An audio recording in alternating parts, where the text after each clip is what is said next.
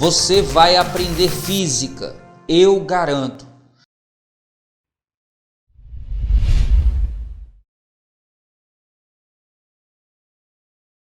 Um pêndulo simples de comprimento L tem um período de oscilação T num determinado local. Para que o período de oscilação passe a valer 2T no mesmo local, o comprimento do pêndulo deve ser aumentado em...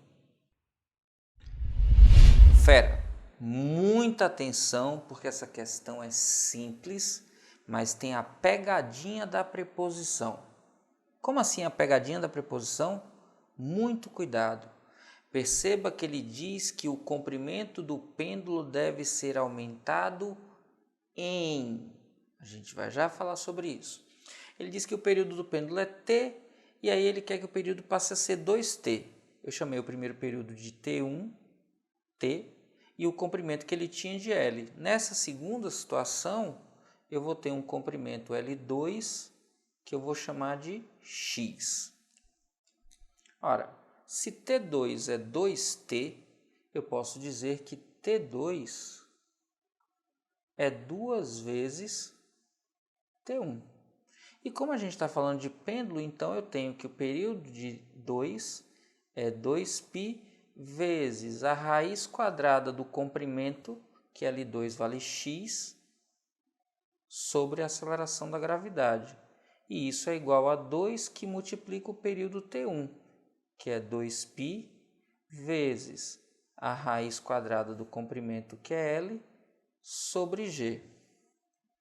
2π nos dois lados multiplicando, eu posso simplificar. Raiz quadrada dividido por G, eu posso simplificar.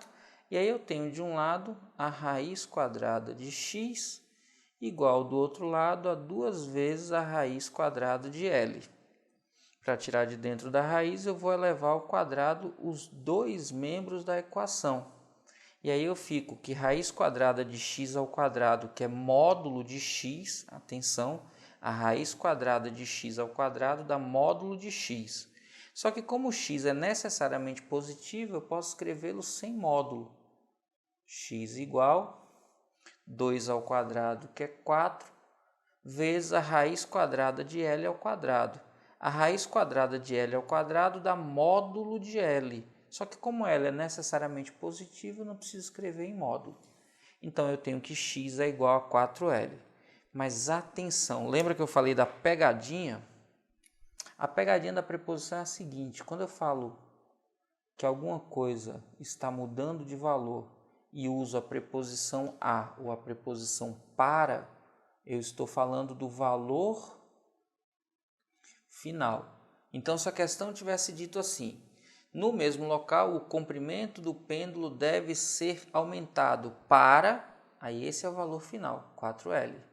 Só que quando eu uso em ou eu uso de, eu ao invés de procurar o valor final, eu estou procurando a variação. Logo, quando a questão diz o comprimento do pêndulo deve ser aumentado em, eu estou falando da variação no comprimento. E a variação no comprimento é o valor final do comprimento, que é x, menos o valor inicial, que é L. Vai ser então, no lugar de x, 4L menos L, eu vou ter que aumentar em 3L. Se fosse para, seria para 4Ls, mas como é em, eu tenho que aumentar em 3Ls. E a alternativa que diz isso para a gente é a alternativa da letra C, C de coisa fácil, fácil quando eu sei essa pegadinha aqui. Lembra, a e para tem valor final na jogada. Em e de tem a variação. Cuidado. E aí, fera, já merece seu like? Então cai matando aí nesse like e já sabe, se tiver dúvida, deixa nos comentários que eu respondo. Dois pêndulos simples A e B estão oscilando no mesmo local. Enquanto A faz uma oscilação em 1 segundo, B faz 2. Pode-se afirmar sobre cada um dos pêndulos que... Fera, atenção. Perceba que ele diz que enquanto A oscila uma vez em um segundo, B oscila duas vezes em um segundo. Ora, se A oscila uma vez, então um segundo é o período de A. Se B oscila duas vezes em um segundo, então eu tenho duas vezes o período de B em um segundo. Daqui eu já posso escrever que o período de A é duas vezes o período de B. Simples assim. E aí, período de pêndulo é 2π vezes raiz de comprimento, L de A, sobre G. Do lado de cá eu tenho duas vezes o período de B, que é 2π raiz quadrada de LB sobre G. Eu tenho 2π de um lado, posso simplificar com 2π do outro. Eu tenho aqui dividido por G dentro da raiz, eu posso simplificar. Eu fico então que a raiz quadrada do comprimento LA é duas vezes a raiz quadrada do comprimento LB. Como eu tenho raízes quadradas, para tirar da raiz eu vou elevar ao quadrado. Os dois membros da equação, então esse 2 entra também. Como eu tenho uma variável aqui dentro, a raiz quadrada de L, isso ao quadrado, daria módulo de L. Só que L é necessariamente positivo, então eu não preciso escrever o módulo. Aí eu fico então que L de A é igual a 2 ao quadrado, que é 4, vezes L de B. Então eu posso dizer que L de A é o quádruplo de L de B. Mas isso é a mesma coisa de passar esse 4 dividindo e dizer que L de B é igual a L de A dividido por 4. Então é a mesma coisa que dizer que o comprimento de B, L de B, é 4 vezes menor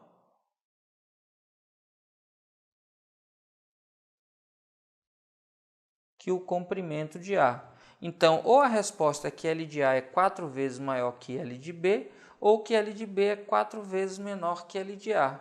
E aí, eu quando vou para as alternativas, eu vejo na letra A que L de B, ou seja, o comprimento de B, é 4 vezes mais curto, menor, que L de A. Então, a alternativa correta que resolve o nosso problema é a letra A de aprovação. Aprovação que é o seu destino, fera. Vamos juntos. Comenta-se que o célebre físico e matemático Galileu Galilei, ao observar a oscilação do lampadário da Catedral de Pisa, na Itália, concluiu tratar-se de um movimento periódico semelhante ao que hoje chamaríamos de pêndulo simples. Para tal conclusão, teria medido o período do movimento, utilizando como unidade de medida para o tempo seu próprio batimento cardíaco. Se considerarmos um grande pêndulo simples de comprimento 10 metros, oscilando num local onde a gravidade vale 10 metros por segundo quadrado e que a frequência dos batimentos cardíacos é de 86 batimentos por minuto, o período do movimento desse pêndulo seria de aproximadamente... Fera, para calcular o período do pêndulo usando o tempo em segundos, a gente poderia calcular facilmente fazendo 2π raiz quadrada de L sobre G. Nos dados da questão eu teria 2π vezes a raiz quadrada de L, que é 10 metros, sobre G, que é 10 metros por segundo. Raiz de 10 sobre 10 é raiz quadrada de 1, que é o próprio 1, vezes 2π, então eu posso ter 6,28, ou então aproximadamente 6,3 segundos. Isso quer dizer que cada badalado do sino tem aproximadamente 6,3 segundos. Só que a questão das respostas em batimentos.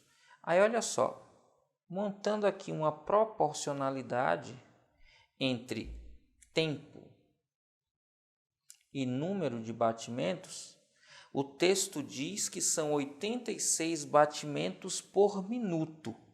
Ora, minuto tem 60 segundos. Então, em 60 segundos, eu tenho 86 batimentos cardíacos. Qual o número de batimentos que eu vou ter a cada movimento pendular? Ou seja, a cada 6,3 segundos. Quantos batimentos cardíacos? 60 vezes N dá igual a 6,3 vezes 86.